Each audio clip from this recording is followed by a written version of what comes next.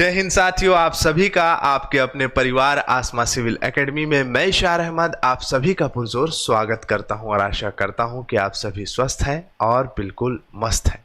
मेरे प्रिय साथियों, आज हम पढ़ेंगे 29 नवंबर के इम्पोर्टेंट करंट अफेयर्स जो कि हमारे एग्जाम के लिए बहुत ही ज़्यादा महत्वपूर्ण है। तो वीडियो में शुरू से अंत तक बने रहें और अगर इस चैनल में नए नए हैं तो चैनल को सब्सक्राइब कर लें और पहले से अगर इस चैनल में हैं तो मेरे प्रिय साथियों इस वीडियो को शेयर ज़रूर करिएगा। तो चलिए अपना सत्र प्रारंभ करते हैं। आज की पॉजिटिविटी है, उद्देश्य वाले व्यक्ति इस आधार पर सफल होते हैं कि वे जानते हैं कि वे कहाँ जा रहे हैं। मेरे प्रिय साथियों,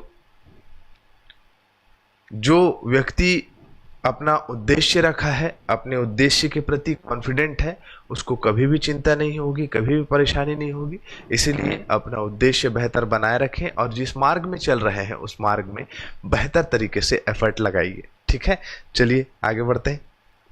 लास्ट टाइम जो मैंने प्रश्न पूछा था, नवंबर 2024 में गगनयान मिशन के क्रियान्वयन के लिए भारत और किस देश के अंतरिक्ष एजेंसी के बीच में समझौता हुआ था? तो ऑस्ट्रेलिया की अंतरिक्ष एजेंसी पर समझौता हुआ था। ठीक है, तो कल्याण साहू, वेलकम कल्याण, ऑस्ट्रेलिया का है इन्होंने।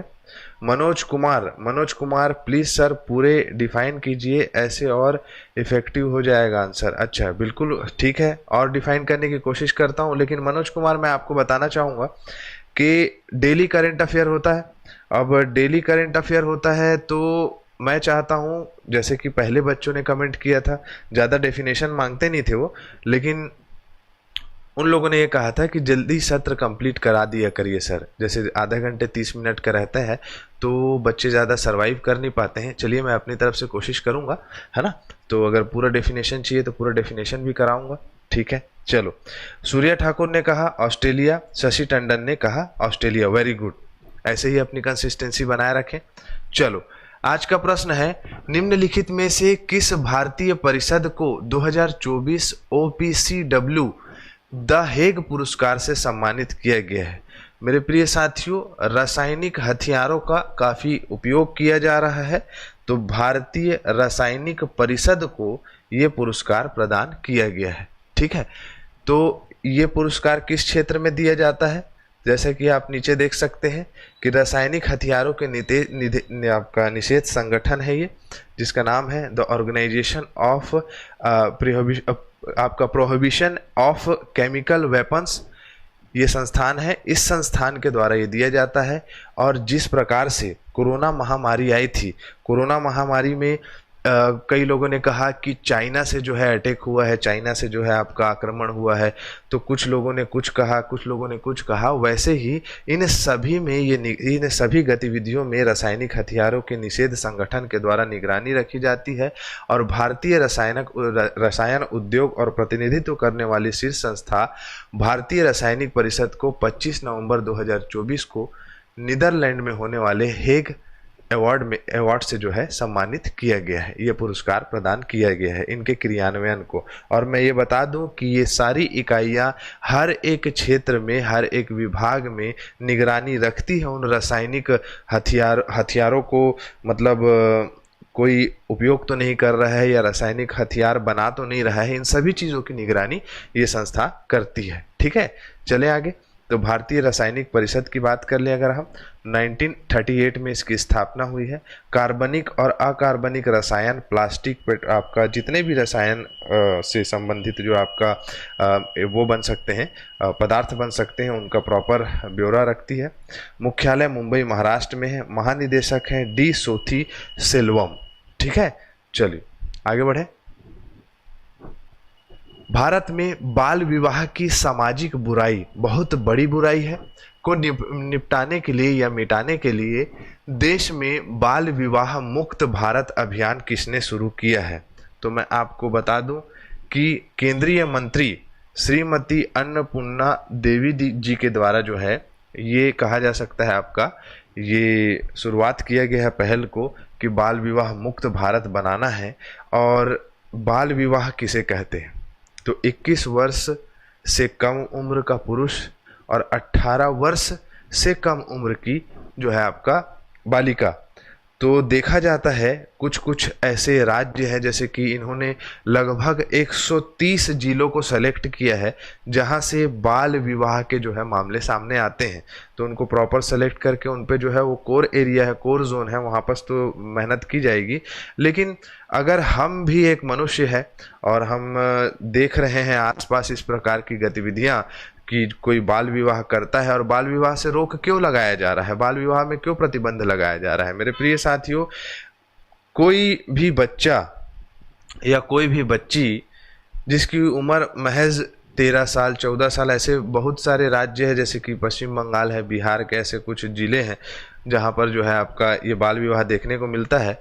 तो कुछ ऐसे चुनिंदा जगह है, अभी तो काफ़ी जगह जो है कम हो गया है, लेकिन ये देखा जाता था कि बाल विवाह कर दे रहे हैं, ठीक है, बच्ची और बच्चा जो है वो अपने जीवन यापन कर रहे हैं, लेकिन सोचिए कि किसी भी प्रकार की जो किसी व्यक्ति को जहाँ समझ नहीं है, मैच्योरिटी नहीं है, को क्या काम होता है, और बहुत सारे सेक्सुअल कहा जा सकता है कि टॉपिक्स पे उसको किसी प्रकार से कोई समझदारी नहीं है। अब बाल विवाह हो जाएगा तो माता पिता है नहीं, जो दोस्त के समान है वो आसपास है नहीं, तो पूछेगी किससे या पूछेगा किससे। तो ये सब सारी चीज़ें कहीं ना कहीं एक जो है बहुत ही नकारात्मक दबाव और नकारात्मक प्रभाव जो है किसी भी मनुष्य या किसी भी मतलब कहा जा सकता है इंसान के अंदर आता है, और फिर जीवन क्या ही रह जाता होगा। तो उस पर जो है क्या किया गया है, रोक लगाया गया है। किसके रोक लगाया गया हो, तो कब से लगाया गया, काफ़ी समय से, लगभग कहा जा सकता है 1929 के प्रावधानों से इसे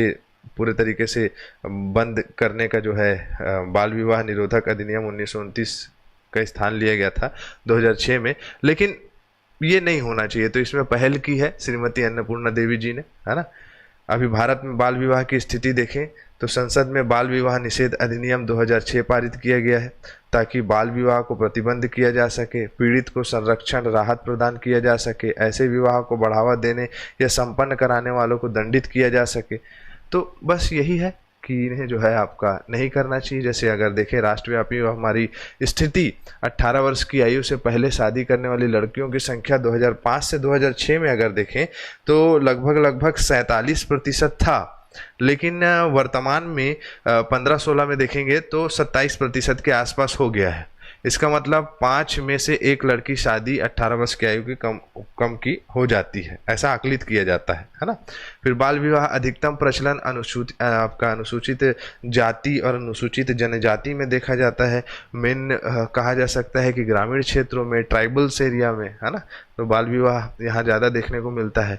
कुछ प्रमुख राज्य है जैसे कि मैं बता रहा था आप लोग को कि बंगाल, बिहार, त्रिपुरा, झारखंड, असम, आंध्र प्रदेश, राजस्थान, तेलंगाना, इन सभी जो राज्य हैं वहाँ पर आपको ये सब चीज़ देखने को ज़्यादा मिलेगा। ठीक है, देख रहे हो कितने छोटे छोटे बच्चे हैं भाई, इनका शादी इस प्रकार से करा देते हैं। क्या समझ है, इन लोग खेलने कूदने की उम्र में शादी कर दिए।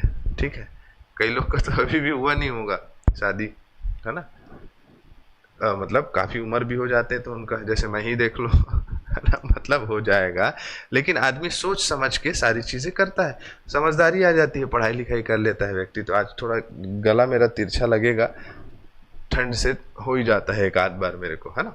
चलो, आईपीएल के इतिहास में सबसे महंगा क्रिकेटर कौन हो गया है?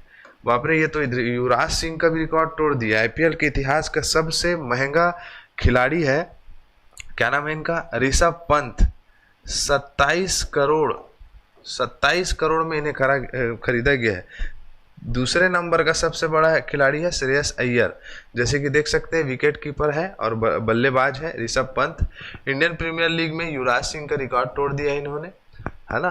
और अभी लास्ट में मैंने कहा था कि हाँ, ये किसने खरीदा, तो दिल्ली कैपिटल ने खरीदा है इसे। और वैभव सूर्यवंशी आईपीएल का सबसे जो है कम उम्र का खिलाड़ी, महज 13 साल की उम्र है इनकी, और इन्होंने जो है आपका क्या कर लिया है, आईपीएल में डेब्यू कर लिया है। आईपीएल में मतलब इन्होंने अपना पदार्पण कर लिया है। आईपीएल डेब्यू नहीं किया है, डेब्यू मतलब कि प्लेइंग में आ जाना, तो पदार्पण कहा जा सकता है, या इन्होंने इनकी नीलामी हो चुकी है। ठीक है, चलो, लास्ट टाइम जो युवराज सिंह थे वो 16 करोड़ में बिके थे, मिचेल स्टार्क 24 करोड़ के आसपास में बिके थे, लेकिन अब जो है 27 करोड़ एकदम रिकॉर्ड तोड़ दिया है 2025 में। और श्रेयस अय्यर को कलकत्ता ने खरीदा है कितने में, तो 26.75 करोड़ में खरीदा है। खेलो क्रिकेट विकेट, आईपीएल आईपीएल में पहुंचो। इंडियन प्रीमियर लीग 2008 से स्टार्ट हुआ है। पहला संस्करण किसने जीता था? तो व्यापम है, पीएससी है, वनडे एग्जाम है, पूछ सकता है। तो पहला संस्करण जीता था सेन वॉन की टीम ने, जिसका नाम था राजस्थान रॉयल, है ना। और लास्ट संस्करण जो 17वां संस्करण था वो किसने जीता है? तो कलकत्ता नाइट राइडर ने जीता है, ये कहीं पर लिखाया होगा, ठीक है। टोटल 10 फ्रेंचाइजी टीम है, राजस्थान, दिल्ली, चेन्नई, मुंबई, लखनऊ, सनराइजर, मतलब हैदराबाद, पंजाब, है ना, कलकत्ता, रॉयल चैलेंजर बेंगलुरु और गुजरात टाइटंस। ऐसी 10 फ्रेंचाइजीज हैं टोटल, है ना। T20 क्रिकेट होता है, किसके द्वारा कराया जाता है? तो बीसीसीआई के द्वारा कराया जाता है, भारतीय क्रिकेट कंट्रोल बोर्ड के तहत, ठीक है। चले आगे। कुछ हो या ना हो किसी को शारीरिक तकलीफ, लेकिन ये गला गर्दन तकलीफ जो है ना बहुत खतरनाक होता है, और खास तौर से ठंड में स्वेटर उतारोगे तो और ऐसा लगता है कि कुछ ना कुछ जमने लग गया है। चलो फिर उसके बाद है मोंटेसिल्वानो कहाँ है? इटली में। इटली में आयोजित अंडर 8 विश्व कैडेट शतरंज चैंपियनशिप किसने जीता है? किसने जीता है? तो डिविथ रेड्डी, ये बालक है दक्षिण भारत का, इन्होंने इस शतरंज खिताब को जीत लिया है। ये भी बहुत छोटे से हैं, ज़्यादा बड़े नहीं हैं, ठीक है। तो इससे क्या समझोगे? तो यही बस याद रखो, हैदराबाद के तेलंगाना के हैं 8 वर्षीय द्वितीय दिविथ रेड्डी, इन्होंने जो है मोंटेसिल्वान में स्थित इस आपका टूर्नामेंट को जीता है, ठीक है। चलो आगे बढ़े। निम्नलिखित में से किसे ब्रह्मोस एरोस्पेस का प्रमुख नियुक्त किया गया है? ये इंपॉर्टेंट है, ठीक है। इनका नाम है डॉक्टर जयतीर्थ राघवेंद्र जोशी। जयतीर्थ राघवेंद्र जोशी को जो है आपका ब्रह्मोस एरोस्पेस का प्रमुख जो है बनाया गया है। अगर हम ब्रह्मोस एरोस्पेस की बात करें तो नेक्स्ट जनरेशन का जो मिसाइल्स हैं, नेक्स्ट जनरेशन के जो अत्याधुनिक सशक्त मिसाइल और हथियार, वेपन्स, ये सब चीज़ बनाने की ये संस्था कार्य करती है। जैसे आप देख सकते हो कि एयरस्पेस का कार्य क्या है? तो अगली पीढ़ी की मिसाइल प्रणालियों का विकास करना, भारत में रक्षा प्रौद्योगिकी को आगे बढ़ाना, ब्रह्मोस मिसाइल के संचालन क्षमता का विस्तार करना, तो ये जो है कार्य करता है। अब इसके जो है आपका प्रमुख किसे बनाया गया है? इसके प्रमुख बनाया गया है आपका, जिनका नाम है राघवेंद्र जोशी जी को, ठीक है। और राघवेंद्र जोशी जी की बात करें तो इनकी काफ़ी बहुत सारी, मतलब आपका कहा जा सकता है विशेष योगदान रहा है कि इन्होंने जो है आपका गैर विनाशकारी परीक्षण इस प्रकार से की है, ठीक है। जैसे रेडियोग्राफी हो गया, अल्ट्रासोनिक परीक्षण हो गया, इन सभी में इन्होंने योगदान किया है। वैसे पृथ्वी मिसाइल सिस्टम को में भी इसमें इन्होंने अहम भूमिका निभाई है। तो इनकी भूमिकाओं से प्रश्न ना पूछ के क्या पूछेगा कि ब्रह्मोस एरोस्पेस प्रमुख का कार्य क्या है, ऐसा पूछा जा सकता है। ट्रेंड में है, ट्रेंडिंग में है, नया है तो, और आपका इसके प्रमुख किसे नियुक्त किया गया है, ये प्रश्न पूछा जा सकता है, ठीक है। चले आगे। अब यहाँ पर से प्रश्न आएगा प्यारे बच्चों, स्टैटिक पोर्शन देखना है ना। तो ब्रह्मोस एयरस्पेस भारत और रूस के बीच एक संयुक्त उद्यम है। ब्रह्मोस नाम कैसे पढ़ा? तो ब्रह्मपुत्र नदी की वजह से ब्रह्म पड़ा, और आपका रूस का मॉस्कोवा जो है उसके नाम से क्या पड़ा आपका? तो मोस पड़ा, तो ब्रह्मोस, ठीक है। विशेषताएं क्या है? असाधारण गतिक और सटीकता, मतलब सुपरसोनिक से संबंधित जो है मिसाइल बनाना। सुपरसोनिक मतलब कि ध्वनि से भी गति तेज की स्पीड में जो है आपका इन्होंने क्या बनाना चाह रहे हैं? ये आपका हथियार बनाना चाह रहे हैं। भूमि और समुद्र आधारित संचालन के लिए डिजाइन बनाना। समुद्री प्रणाली, हमारा भारत का जो कोस्टल रीजन है, पूर्वी घाट और पश्चिमी घाट, इस क्षेत्र में भी प्रॉपर ब्रह्मोस के मिसाइल्स काफ़ी सारे आपके लगे हुए हैं, जो कि भारत को एक सशक्त मतलब कहा जा सकता है प्रायद्वीप स्थापित करता है, ठीक है। प्रायद्वीप किसे कहते हैं? जो 3 ओर से क्या है आपका घिरे रहता है किसी समुद्र से, है ना, जलीय क्षेत्र से। तो ये ऐसे भारत का प्रायद्वीप क्षेत्र है, तो ब्रह्मोस की इकाइयाँ यहाँ भी कार्य करती हैं। ये पूर्वी घाट है और ये पश्चिमी घाट है, ठीक है। भारत का दक्षिणी पार्ट देखेंगे तो मुख्य रूप से सशक्त बनाना भारत को इनका कार्य है ना। चले आगे। हाल ही में राष्ट्रीय डोपिंग निरोधी एजेंसी नाडा जो है उन्होंने एक्शन लिया है और बजरंग पूनिया को 4 साल के लिए निलंबित कर दिया। भैया गए 4 साल तक के नहीं खेल सकते, ये कैंसल। नाडा जो है जनवरी फरवरी के आसपास जो है इनके ऊपर एक्शन लिया था। इनको मंच भी प्रदान किया आपका कि इन्हें जो है हमें जो है मतलब डिफेम कर दीजिए। क्या होता है, जो खिलाड़ी होते हैं उनका ब्लड टेस्ट भी होता है, यूरिन टेस्ट भी होता है ना। तो इनके यूरिन मांगे, बोले दो बजरंग पुनिया अपना यूरिन, तो बोला नहीं दूंगा। अब क्या होता है कि खिलाड़ी है तो बहुत सारे मतलब कहा जा सकता है कि सप्लीमेंट्स का यूज़ करते हैं। अब सप्लीमेंट्स जो है वो धुलता नहीं है। जब सप्लीमेंट का क्या काम है, सप्लीमेंट का काम ये है कि आप एक्स्ट्रा डाइट ले रहे हैं अपने खाने के सिवा, आपने खाया, उसको खाने के बाद आपके पास जो है मेटाबॉलिज्म, आपका मेटाबॉलिज्म मतलब पाचन वगैरह अच्छा हो गया और आपका जो है बॉडी ग्रोथ अच्छा हो रहा है, जैसा आप चाहते हैं वैसा आप बना रहे हैं, ठीक है। लेकिन वो क्या है, सप्लीमेंट है।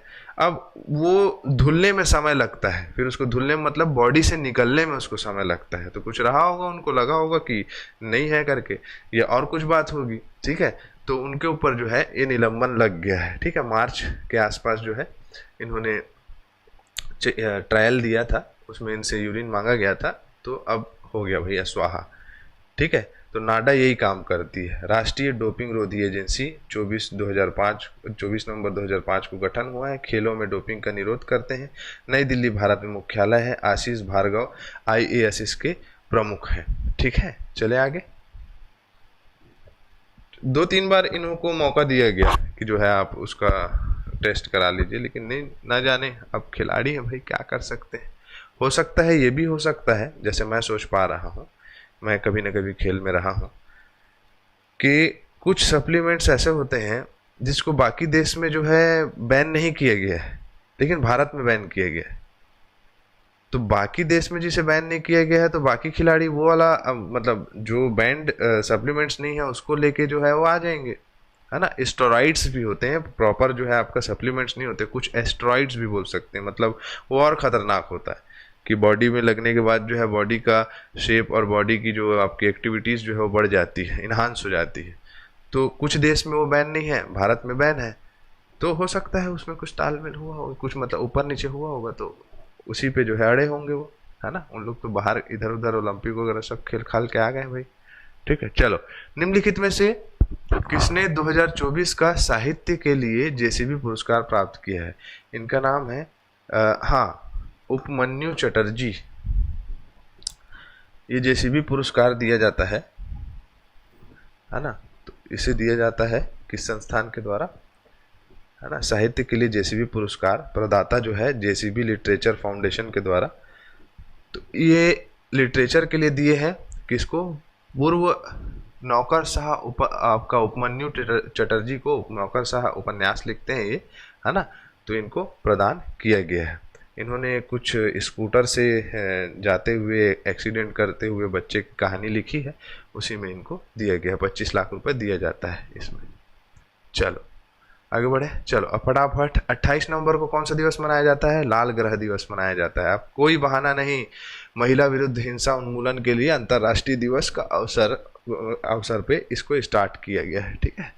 चलो, हाल ही में नवंबर 2024 को नई दिल्ली में नई चेतना पहल बदलाव की राष्ट्रीय अभियान के तीसरे संस्करण का शुभारंभ किसने किया? शिवराज सिंह चौहान जी ने, ठीक है। राष्ट्रपति द्रौपदी मुर्मू जी ने हमारा संविधान हमारा स्वाभिमान नामक एक साल भर का चलने वाला अभियान शुरू किया है। 31 मार्च 2028 को अटल इनोवेशन मिशन की अवधि का समय बढ़ा दिया गया है। गौतम थारवानी जो है IPL नीलामी, वैभव सूर्यवंशी, गौतम थारवानी थोड़ी ना है, कुछ भी सिंधी जैसे दिख रहा है तो ये लिखा गया क्या? वैभव सूर्यवंशी IPL में हस्ताक्षरित होने वाले सबसे युवा क्रिकेटर। अभी बताया थोड़ी देर पहले, है ना, बताया ना भाई। यहाँ पर कहाँ है भाई? उधर तो गलत नहीं लिखा गया कहीं। अब इतना सारा कंटेंट है, ऊपर नीचे हो जाता है, क्या होता है इससे? कहाँ है भाई? ये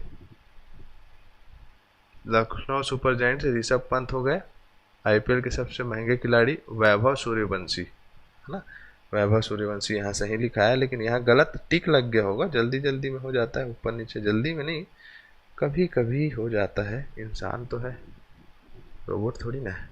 चलो, गौतम थारवानी नहीं है ना, जो वैभव सूर्यवंशी को आंसर देना भैया, ठीक है। निम्नलिखित में से किसके नेतृत्व में केंद्रीय मंत्रिमंडल के वन नेशन वन सब्सक्रिप्शन मंजूरी दी गई है? प्रधानमंत्री नरेंद्र मोदी जी के द्वारा। दिनेश भाटिया अगला राजदूत बनेंगे। हाँ, तो दिनेश भाटिया जी क्या है, ब्राजील में भारत के अगले राजदूत बनेंगे। आप लोग के लिए प्रश्न है, नवंबर 2024 में संविधान दिवस के अवसर पर राष्ट्रपति द्रौपदी मुर्मू जी ने भारतीय संविधान के अनुवाद का अनावरण किन भाषाओं में किया है? फटाफट आंसर बताते जाओ। तो यहाँ हमारा सत्र कंप्लीट होता है। मैं इजाजत चाहूंगा। जय हिंद, जय भारत।